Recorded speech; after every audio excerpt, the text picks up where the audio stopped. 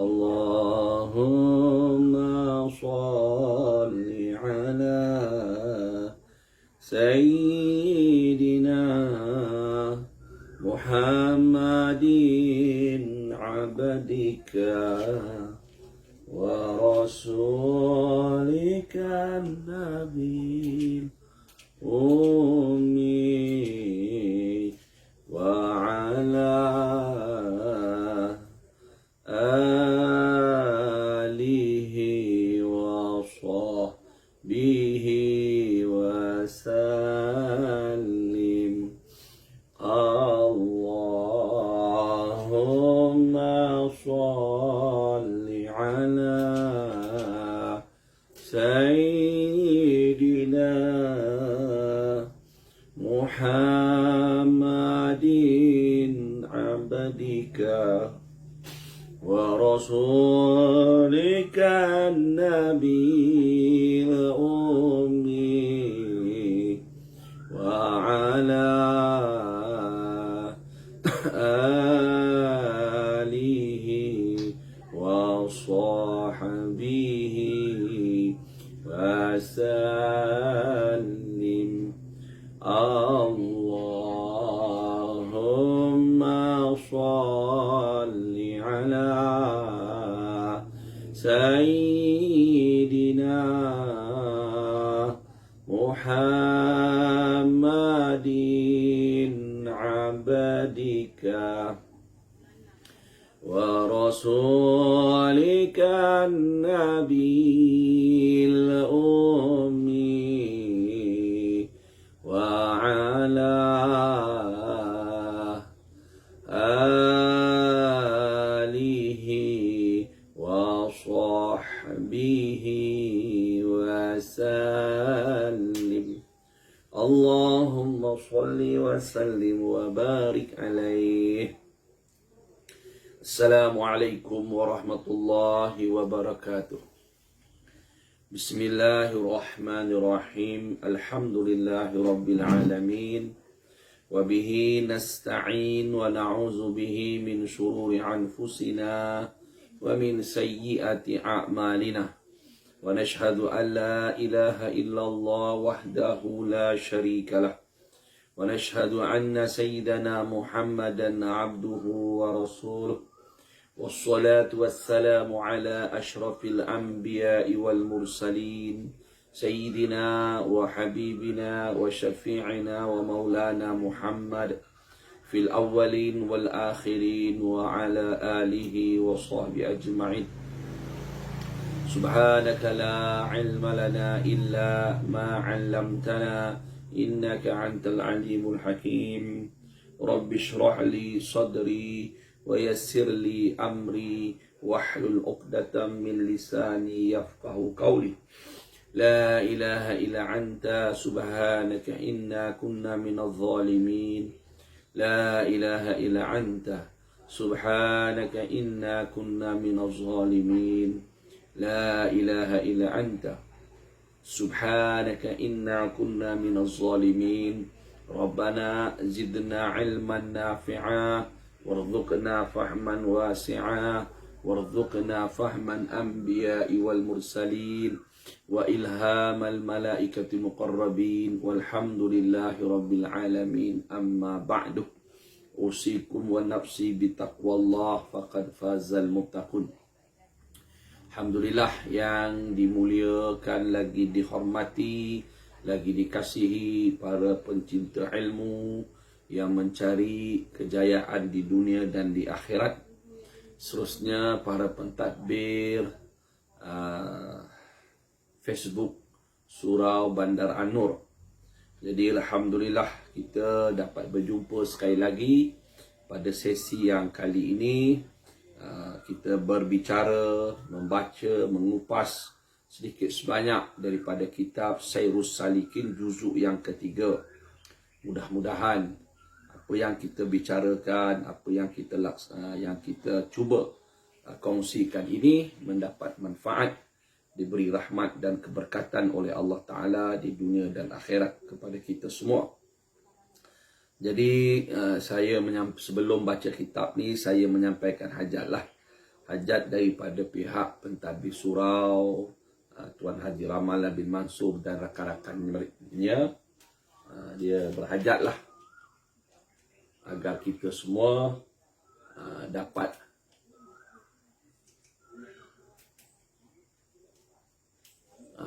membuat sumbangan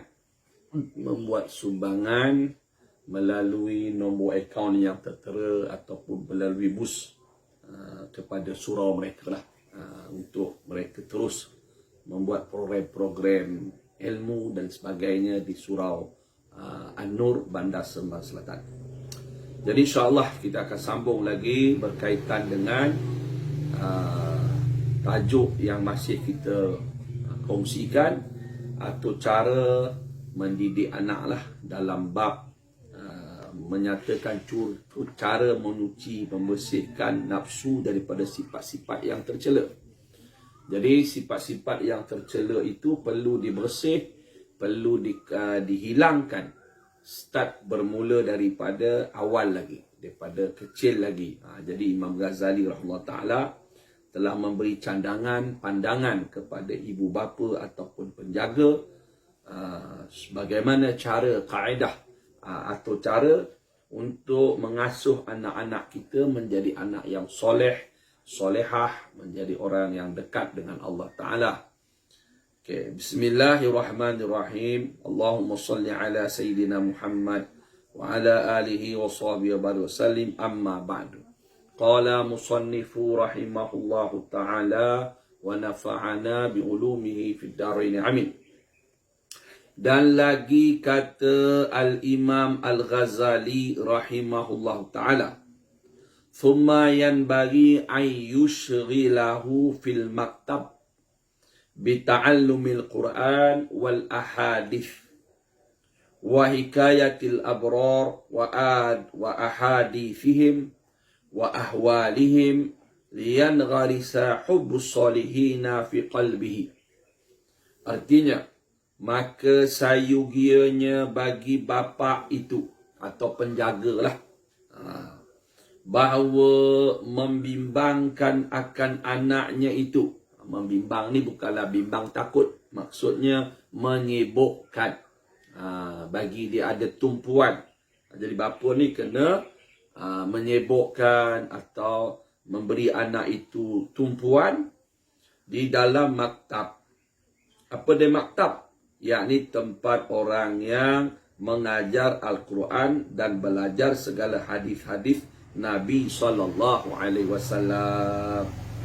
Kan?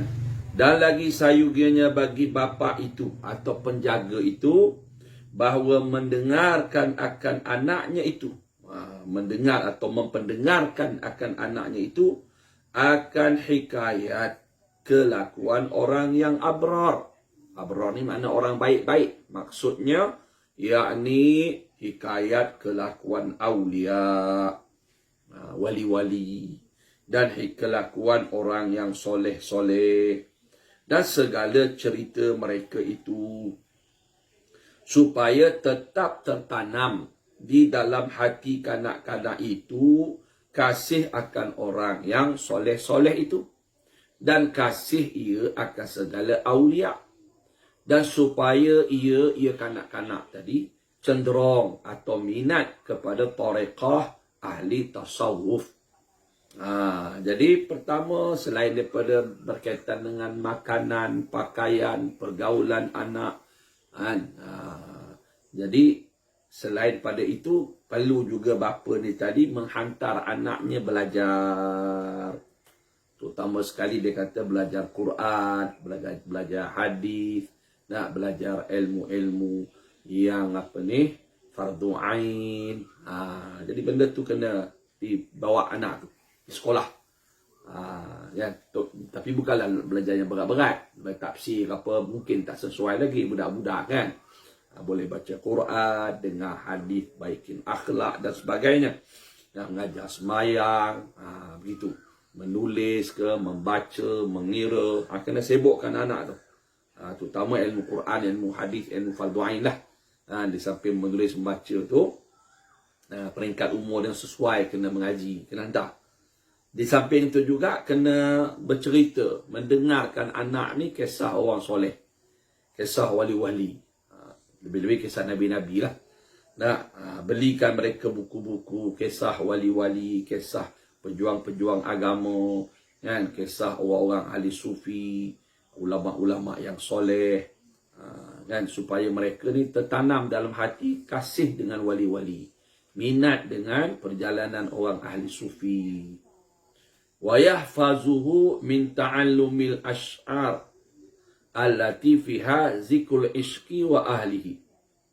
Artinya sayugianya bagi bapa itu bahawa memeliharakan anaknya daripada belajar akan syair lah, yang ada di dalamnya itu, dalam syair tersebut menyatakan akan asyik kepada perempuan, dan kepada yang tersebut di dalamnya itu kelakuan orang yang asyik kepada perempuan itu. Kerana yang demikian itu membawa kepada binasa akan kanak-kanak itu. Kan? Jadi dia kena jaga, kena perhati anak dia, jangan dengar syair, belajar syair, dengar lagu sebagainya, yang dalam lagu, dalam syair, dalam gurindam atau sebagainya, yang mencerita tentang cinta asyik masyuk lah. Lagu-lagu yang membawa pada percintaan. Benda tu akan bawa rosak, akan bawa pada zina, bawa pada mengorat, ataupun lagu-lagu kasidah, syair-syair yang mencerita tentang seronoknya bercinta lelaki perempuan. Kalau sekarang ni termasuklah melihat filem, melihat rancangan televisyen yang membawa kisah cinta cintun ni, sebab dia rosak nanti. Dia rosak, kan? Dah cinta ni macam-macam lah. Kita pun lebih ma'ruf, lebih maklum, lebih tahu lah. Jadi dia besok dia kasih orang lain daripada mak bapak dia. Dia kasih benda tu, dia sanggup berzina, dia boleh jadi menipu, jadi macam-macam lah. Bawa anak dari orang kulu kilir, kahwinnya tak halal, tak kahwinnya tidak, tapi dah bawa anak orang. Ini cuma rosak. Ini semua rosak. Mengaji pun nanti dia belajar pun dia tak minat. Dia asyik. Dia asyik dengan perempuan, asyik dah bercinta. Yang perempuan pun sama juga. Wa yahfazuhu minal mukhadatatil udabai alladzina yaz'umuna anna dhalika minaz zarfi wa riqatit tabai. Fa inna dhalika yaghrisu fi qulubis sibyani badral fasad. Artinya, dan sayuginya bagi bapa itu memeliharakan akan anaknya itu daripada bercampur-campur, ini bergaul dengan orang yang belajar ilmu adab. Ilmu adab, ini muskil juga dengar ni, yang membaikkan perkataan. Jadi ilmu adab ni apa? Ilmu adab ni bukanlah ilmu adab makan, adab berjalan, adab tidur. Ilmu adab ni salah satu bidang ilmu, kalau kita nak mudah faham, sastra bahasa Arab yang tinggi-tinggi. Kan? Syair-syair bahasa Arab yang tinggi-tinggi lah, halus-halus. Jadi tak sesuai kanak-kanak ni nak belajar ilmu ni dulu. Dia tak sesuai. Kan dia sebut tadi, kena belajar Quran, belajar hadis, belajar ilmu fardu ain, belajar menulis, mengira. Yang tu yang kena dulu. Tapi ilmu adab ni dia tak sesuai. Bagi peringkat umur kanak-kanak. Yang mana ilmu adab itu dia lebih nak membaikkan perkataan. Bukan cakap baik, maknanya tak cakap bahasa yang seni-seni. Dengan kontroversi, konflik, macam-macam. Dan bahasa sekarang lah, pelik-pelik punya. Kalau dulu cara yang berpantun, berseloka dan sebagainya. Gurindam lah. Ini semua ilmu tak sesuai untuk kanak-kanak belajar. Dan memfasihkan akan dia. Nak fasih itu maksudnya nak betul cara grammar lah. Yang adalah mereka itu menyangka bahawasanya yang demikian itu kepujian. Dan jadi halus tabiat. Jadi halus mana elok perangai. Maka bahawasanya adalah yang demikian itu menumbuhkan di dalam hati kanak-kanak itu akan benih yang membinasakan akan kanak-kanak itu. Tapi ilmu ni memang kena mengaji juga. Kalau dia masuk bidang ilmu, ada salah satu cabang ilmu adab dipanggil udaba, atau orang tu panggil adib, orang yang pakar sastra bahasa Arab. Memang ada cabang ilmu, bukan salah mengaji ilmu ni, tapi bagi kanak-kanak tak sesuai, belum masa dia. Kan nak cakap begini-begini kan, dia bukan semua orang nak kena mengaji ilmu ni. Tapi kalau ilmu Quran, ilmu hadis, ilmu yang fardu ain, itu semua orang kena mengaji. Dan yang ni belum sesuai, nanti dia sangka inilah ilmu yang sebenarnya. Kan, jadi dikatakan Imam Syafi'i rahimahullah ta'ala, pada awalnya dia minat juga ilmu ni. Kemudian satu syekh tegur dia, so belajar ilmu fiqah. So belajar ilmu fiqah. Jadi belum sesuai tempoh masa dia. Kadang-kadang dia nak berhikayat, ceritalah Al-Arakian bermula kisah. Macam-macam lah bahasa. Baca saya tak belajar sastra, dia tahu macam mana lah. Kan? Macam tu juga kita sekolah tengok. Sastra belajar waktu bila? Dia tempat lah dulu zaman kita, zaman saya tu. Tempat ke 5 kan. Ataupun budak-budak masa tak sesuai. Jadi nanti dia sangka itulah ilmu yang sebenar. Kan? Nak belajar. Ataupun termasuk juga belajar ilmu seni berpidato, seni berdebat. Jadi belum sesuai peringkat umur kanak-kanak untuk belajar ilmu ni. Dia tak matang lagi. Dia tak matang. Jadi dia akan merosakkan pemikiran dia, merosakkan hati dia, kata Imam Al-Ghazali rahimahullah ta'ala. Jadi benda ni berlakulah di zaman Imam Ghazali. Dia akan berlaku kan. Akan berlaku. Kalau dia asyik dengan benda tu, hukum hakam dia tak kerti. Semayang masih tak betul, sebagainya kan. Jadi dia sibuk dengan benda nak menghalus bercakap dengan bahasa yang berbunga-bunga, kita kata. Saya datang rumah tuan ni nak memetik sekuntum bunga, kata di rumah tuan ada bunga, ada kumbang nak hinggap. Apa salah kau datang? Kami datang nak meminang anak tuan. Senang, straight to the point. Jadi contoh kan. Dan lagi kata Al-Imam Al-Ghazali rahimahullah ta'ala, Thumma mahma zahara lahu minas sabi hulukun jamilun wa fi'lun mahmudun fayanbaghi an yukrama alaihi wa yujaza alaihi bima yafrahu bihi wa yumdahu baina azhurin nas. Maksudnya, artinya kata Imam Ghazali, maka manakala nyata atau nampak bagi kanak-kanak itu perangai yang baik dan perbuatan yang kepujian, maka sayugianya bagi bapa itu bahawa memuliakan kanak-kanak itu dan membalas akan dia dengan sesuatu yang menyukakan dengan dia dan memuji atasnya pada antara hadapan manusia, supaya jadi mengekalkan ia akan perangainya yang baik, iaitu mengekalkan ia kanak-kanak tadi di dalam bersifat dengan yang kepujian itu. Kan, ini kanak-kanak yang belum peringkat remaja. Jadi kita tengok budak tu umur 7 tahun, 8 tahun ke 9 tahun, dia ada dah tunjuk ciri-ciri yang baik, akhlak yang baik. Mungkin dia pandai mengemas, mungkin dia pandai dia makan tu, pinggan tu dia tak tinggal atas meja, dia membasuh pinggannya kau, tolong ibunya di dapur, baik lelaki, baik perempuan. Berdisiplin, contohlah, bercakap tu bercakap tu tak ada bercakap dengan bahasa yang kesat, tidak memaki, ataupun kalau dia dengan adik-beradik tu dia malah nak bertengkar, mengambil berat, sayang dengan adik-beradik. Contoh, kan? Dia kalau waktu cuti tu dia tolong kita tengok kereta kita kotor, dia tolong basuh tanpa disuruh.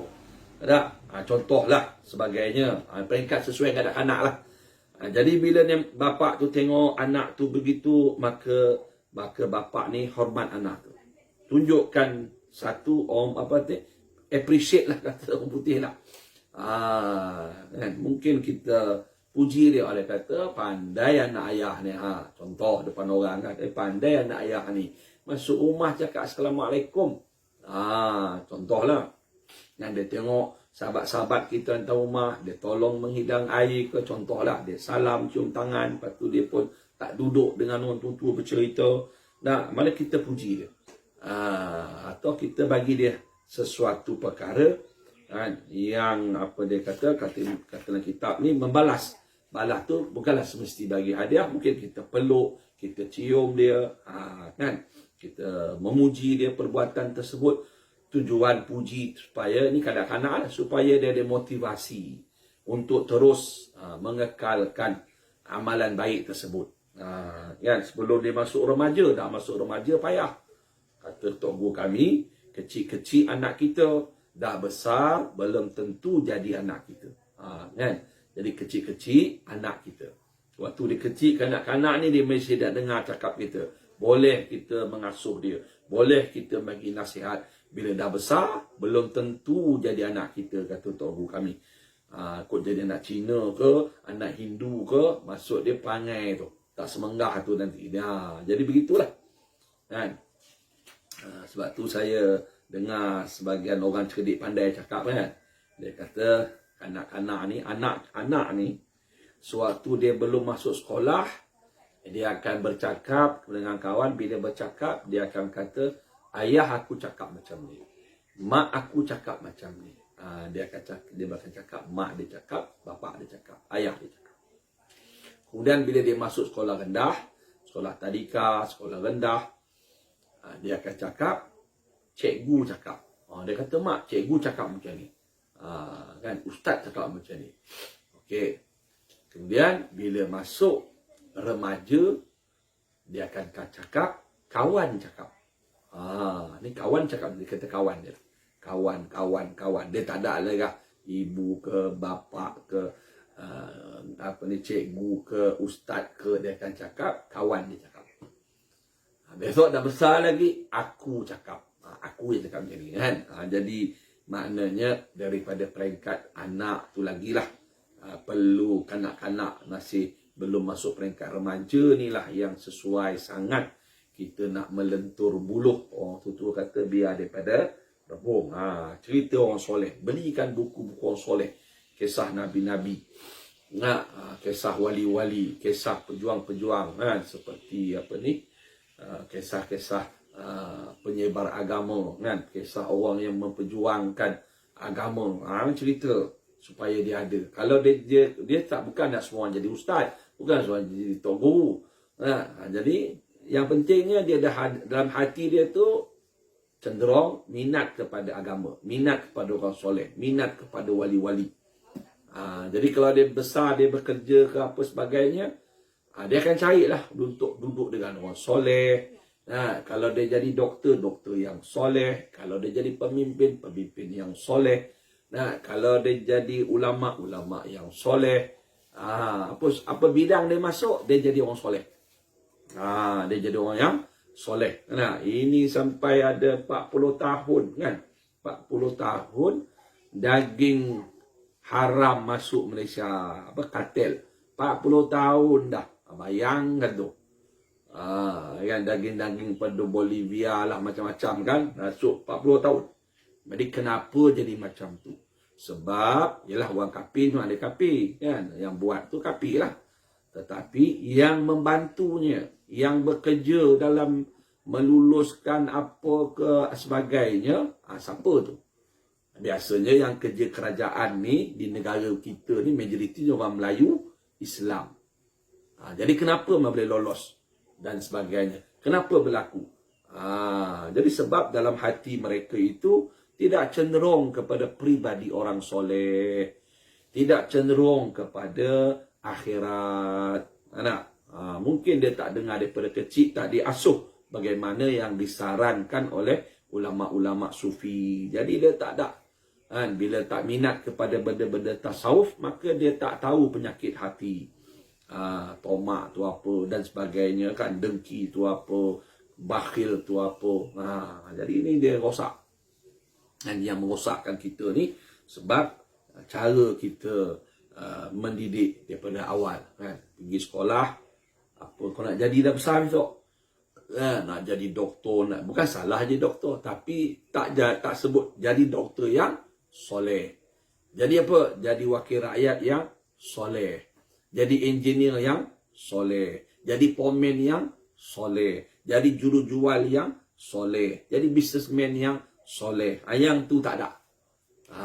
Jadi semua nak ke besok senang, boleh pakai kereta besar, boleh itu, boleh ini, boleh berjalan satu dunia. Nah, jadi semuanya membawa kepada nak jadi hidup seperti Qarun, nak hidup seperti Firaun. Pemikiran pada kecil itu sudah diterapkan dengan keduniaan, jadi bahaya. Itu yang berlaku ni. Berlaku kan, jadi rosak. Okey, masuk kitab balik. فَإِنْ خَلَفَ ذَلِكَ فِي بَعْضِ الْأَحْوَالِ مَرَّةً وَاحِدَةً فَيَنْبَغِي أَنْ يَتَغَفَّلَ عَنْهُ وَلَا يَحْتِكَ سِتْرَهُ وَلَا يُكَاشِفَهُ وَلَا يُزْحِرُ لَهُ أَنَّهُ يَتَصَوَّرُ أَنْ يَتَجَسَّرَ أَحَدٌ عَلَى مِثْلِهِ لَا سِيَمَا إِذَا سَتَرَهُ الصَّبِيُّ. Artinya, maka jika menyalahi kanak-kanak itu akan perangainya yang baik itu, maknanya dia tak ada akhlak yang baik lah. Malas ke, sebagainya kan, degil ke. Di dalam setengah kelakuannya, biasa budak ni budak yang baik, budak yang perangai yang baik. Sekali-sekala adalah dia buat perangai tak semengah. Sekali-sekala perangai yang tak baik. Maka berbuat ia setengah-setengah kaluan, mana sekali-sekala dia berbuat akan sesuatu perbuatan yang jahat. Maka sayugianya bagi bapa itu bahawa melalaikan ia akan yang demikian itu daripadanya. Yakni berpura-pura tidak tahu. Jadi sekali anak tu, anak tu budak yang ada tanda-tanda baik lah. Sesekali dia buat benda tak baik. Contohlah, sesekali dia kata dia buat benda yang tak berbagus. Balik rumah, dia campak beg dia tu, tak tukar baju. Dia tak tukar baju sekolah ke apa ke, dia dah tidur ke. Contoh, mungkin dia letih. Contoh, adalah benda-benda yang tak baik dia buat. Dan jangan dibukakan akan kejahatan itu pada orang banyak. Jangan cerita depan orang. Itu, anak aku itu hari buat begini, cerita kan. Tak boleh cerita. Dan hendaklah ditutup akan kejahatannya itu sebab dia buat benda ni sekali-sekala. Tak perlu cerita lah, diviralkan tak perlu. Dan jangan dizahirkan kepadanya. Jangan dizahirkan kepada tersebut kepada anak tadi. Bahawasanya adalah boleh dibayangkan bahawa ada seseorang yang berani atas berbuat seumpama demikian itu. Kerana dengan yang demikian itu barangkali jadi berani ia berbuat akan kejahatan.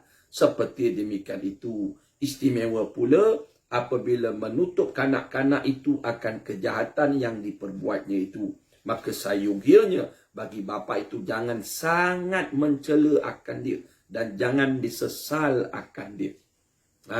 Jadi sekali-sekala tu mungkin anak tu buat salah. Sekali-sekala jadi buat salah. Jadi sepatut bapa ni diam saja dulu. Bukan tak nasihat. Nasihat tu kena nasihat. Tapi jangan dibuka. Kan? Bila kalau dia buat benda tu sorok-sorok. Kan? Jangan kita kesalkan sangat. Kan? Melepeh, merepek. Kau buat macam ni, begini. Nanti besok dia akan berani nak buat salah. Dia jadi dendam pula. Dia tak puas hati. Hati dia memberontak pula. Akhirnya dia berani buat. Jadi kalau nanti kita baca lagi. Wa yajtahidu fi ikhfa'ihi fa inna izhara dhalika alaihi rubbama yufiduhu hasaratan hatta la yubali al-mukashafah. Fa inda dhalika fa in ada thaniyan fayanbaghi an yu'aqaba sirran wa yu'azzama al-amru fi wa yuqalu lahu iyyak an ta'uda ba'da dhalika limithli hadha wa an yuttala'a alaihi fi mithli hadha fataftadhiha bainan nas wa la tukthiril qawla alaihi bil itab fi kulli hinin fa innahu yahunu alaihi sama'ul malamah wa rukubul qaba'ih fayaskutu waqul kalam min qalbihi wal yakunil abu hafizan haibatal kalam ma'hu fala yuwabbihuhu illa ahyana. Artinya, dan sayugia sepatutnya bagi bapa itu bahawa bersungguh-sungguh ia di dalam menyembunyikan akan kejahatan yang terbuat oleh anaknya yang baik perangainya itu. Maka kerana bahawasanya menzahir akan kejahatan yang dibuat itu barangkali atau kemungkinan membuat akan dia berani berbuat kejahatan itu hingga tiada ia hirau dengan membukakan kejahatannya itu kemudian atau selepas daripada itu kepada hadapan orang banyak. Maka jika kembali ia kepada berbuat kejahatan itu kedua kali, maka sayugianya bagi bapa itu bahawa menempelak akan dia dan menegur akan dia dengan bersembunyi jua sekira-kira menegur akan dia di dalam tempat sunyi antaranya dan antara anaknya itu. Dan jangan ditegur akan dia di hadapan orang banyak.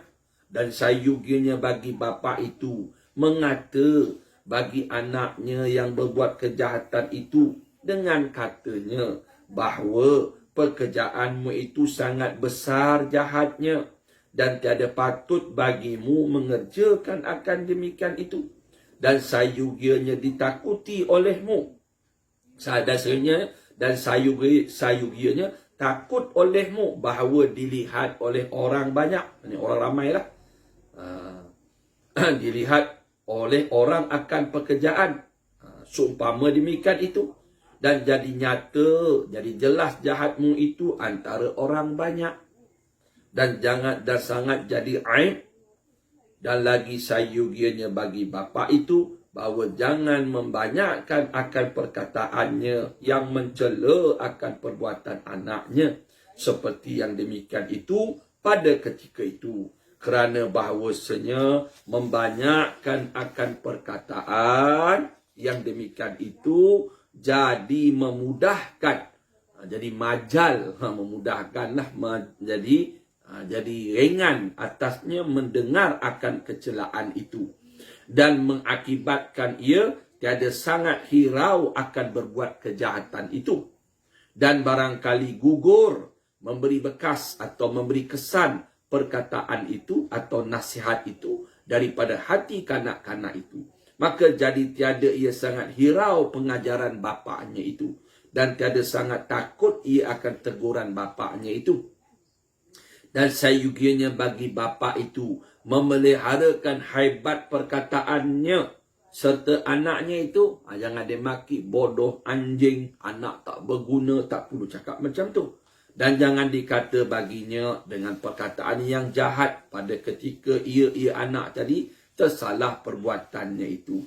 Melainkan pada masa yang sedikit jua dan pada perkataan yang sedikit jua. Dan jangan dibanyakkan akan perkataan di dalam menyesali akan dia dan marah akan dia itu. Kan? Jadi dia kata, dia sambung lagi. Jadi anak ni anak yang berdisiplin, anak yang baik, anak yang dengar kata. Tiba-tiba dia buat salah yang tersembunyi. Dia buat sorok-sorok jahat kan. Kanak-kanak ini kanak-kanak, orang tua tu lain. Ini kanak-kanak yang belum balik kan. Mungkinlah dia buat salah sekali yang tersembunyi. Jadi kita jangan buka, jangan cerita. Kadang-kadang kita buat tak tahu saja walaupun kita tahu. Lah kanak-kanak dia belum berdosa lagi. Tapi tengoklah kesalahannya. Tapi kalau dia buat kesalahan yang kali kedua. Jadi sepatutnya bapa ni dia kata sembunyikanlah. Kan jangan duk cerita-cerita, jangan duk ungkit-ungkit. Kemudian anak tu buat lagi. Apa nak buat? Bapa ni apa nak buat? Jadi dia kena nasihat. Kan nasihat, jangan nasihat depan orang ramai. Jangan nasihat, jangan beletir depan kawan-kawan dia. Jangan diletih depan adik-beradik yang lain. Kan?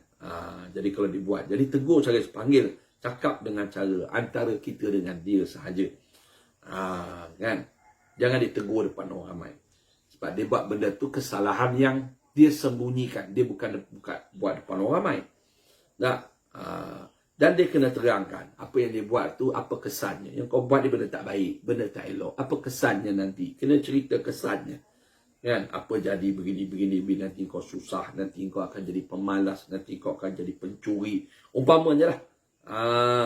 Kan? Jadi tak sepatutnya kau buat begitu. Kita orang Islam. Besok mati masuk kubur, sebagainya. Ingatkan dia tentang akhirat. Kan? Cerita kalau buat ni, kalau orang nampak, orang tahu, malu. Besok kau pergi mana, orang cerita, orang tak hormat engkau. Jadi malu yang besar, memalukan keluarga. Kan? Dan begitu juga, dia janganlah bapak ni banyak sangat beletih. Duk ungkit-ungkit. Sekali cakap sudah. Hari tu cerita sudah. Jangan lusa, esok, tulat, tunggeng pun cerita. Tahun depan pun cerita lagi. Sebab nanti dia jadi telinga, dia jadi tak heran. Hati dia tak heran. Akan sebabkan dia pun tak kisah nak buat jahat lah. Banyak kena maki, banyak kena letih. Dia pun lama-lama dia akan terus buat benda jahat tu. Dia buat tak senyap-senyap, kita tak tahu. Tak? Jadi tak apa banyak kita bercakap, bernasihat. Yang tu penting tu cerita orang soleh je. Yang sebut je, cerita pasal kisah orang soleh. Belikan buku-buku bacaan orang soleh. Cerita wali-wali, nabi, rasul, sebagainya. Jadi benda tu membentuk hati dia lah. Tapi kalau kita duduk merepek, bercarah tak habis-habis. Jadi dia pun lama-lama jadi majal. Boring dah dengar. Tak sedap. Duduk rumah pun tak seronok. Dia pun lama tak hormat kita sebagai bapak dia. Kan? Dan bila bercakap tu, bapak ni kena kawal percakapan, perkataan. Kan? Jangan maki, sumpah seranah, pelekeh dia. Tak? Jadi benda tu nanti akan menyebabkan dia dendam, dia tak puas hati. Kan? Berbagai-bagai lah. Akhirnya dia kata, duduk rumah tak sedap. Duduk orang kawan, lepak orang kawan lagi bagus. Jadi begitulah kaedah Imam Ghazali bagi tahu. Dan lagi kata Imam Al-Ghazali rahimahullah ta'ala, wayan bagi li ummi an tukhawifahu bil abi wa tazjirahu anil qabaih. Artinya, dan sayugianya bagi ibu pula, bahawa menakuti akan anaknya itu dengan bapa kanak-kanak itu. Dan lagi sayugianya bagi ibu itu menegahkan ia akan anaknya itu daripada berbuat kejahatan. Jadi ibu apa peranan? Ibu dia nasihat anak. Kau jangan, nanti bapa kau tahu. Tak elok, takut bapa kau marah. Kan? Ibu ni kena punya peranan supaya anak tu hormat kepada bapa, kasih kepada bapa, patuh dengan nasihat bapa. Dan ibu juga kena nasihat anak jangan buat benda yang tak baik, benda yang tak elok. Ini peranan ibu lah. Jangan dia kata, bapa kau lu sama juga, bapa kau pun nakal juga, bapa kau tu kau boleh pakai pun, contoh. Bapa pun macam tu juga, mak kau tu pun malas juga, mak kau ni pemalas. Jadi benda tu menyebab anak tak hormat ibu, tak hormat bapa. Wallahu a'lam. Jadi begitulah sedikit sebanyak pada sesi kali ini. Tak habis lagi ni. Kan? Dia punya, ini kita kata basic lah. Benda-benda yang perlu kita ambil tahu. Kan? Jadi kita ni disebabkan tadi biasa mendengar kisah orang soleh, kisah wali-wali, sebagainya, kisah para sahabat. Yang tu menyebabkan kita tak ada pegangan, tak ada contoh, tak ada pedoman. Akhirnya kita terpengaruh dengan contoh-contoh orang-orang yang derhaka dengan Allah Ta'ala. Kan? Jadi begitulah saya yang dapat kita kongsi. Mudah-mudahan kita semua mendapat manfaat daripada susunan yang telah disusun oleh Imam Al-Ghazali, Syekh Abdul Samad Palembani. Moga kita mendapat manfaat dan kita kongsikanlah sebagaimana hasrat pihak penganjur Facebook ni, Surah An-Nur, mereka berhasrat agar video-video kuliah online dalam Facebook mereka dapat tuan-tuan, puan-puan, rakan-rakan di luar kongsikan bersama kepada sahabat-sahabat kita yang tak tahu, yang tak dapat maklumat ni.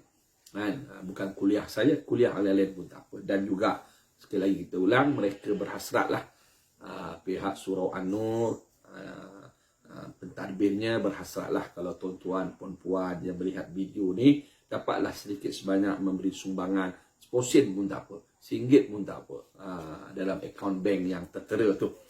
Jadi yang baik-baik itu daripada Allah Subhanahu Wa Taala, yang buruk daripada nafsu dan kejahatan yang ada pada saya sendiri. Saya mohon maaf. Wabillahi taufiq wal hidayah. Wassalamualaikum warahmatullahi wabarakatuh.